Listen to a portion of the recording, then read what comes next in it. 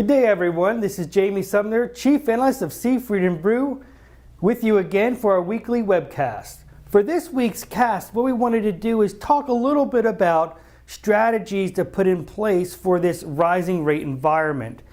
And the one strategy I want to go over with you today is to be prepared. It's always important to be prepared as we enter into some new territory. And the one way that you can be prepared is to ensure that your assumptions inside of your AL model are appropriate for your institution. It is during this time of the year that I typically go to a number of ALCO meetings in which we look over or review the assumptions.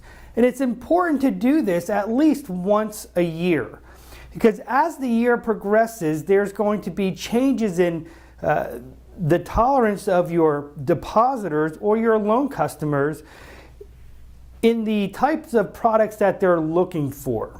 So it's important to refresh these assumptions at least once a year, or maybe more frequent if you have a very dynamic client base.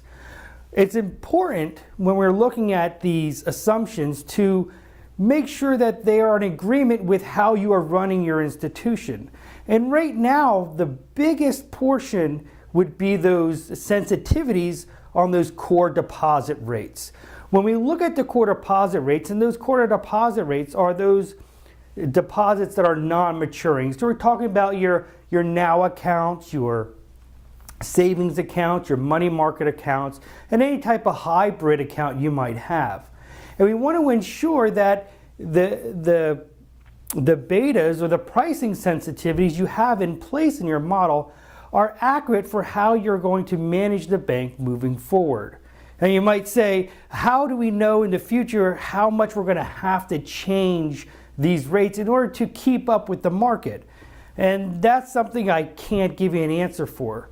But I can say that you can look back in history and see how you did have to reprice those deposits in order to retain them. Moving into this year and the rest of the year, when we're looking at perhaps 2 more rate hikes from the Fed, that short end of the curve is going to be continuing to move up. And that short of the curve is primarily where our core deposit pricing is based off of. So we can anticipate the need almost driven by depositors. We're going to need to raise those rates. So we need to make sure that our sensitivities in our ALM models are accurate and reflect our management style and what we anticipate we're going to have to do when rates do start to move. It's important to do that because that gives you an idea of where your income is going to be going into the next quarter and the final quarters of this year. And that's going to be an important thing to know in here. So overall, that's what the main strategy that I'm putting forth right now is, just to be prepared for it. Make sure you're looking at your assumptions, you're understanding your model, and making sure that your model is giving you accurate information.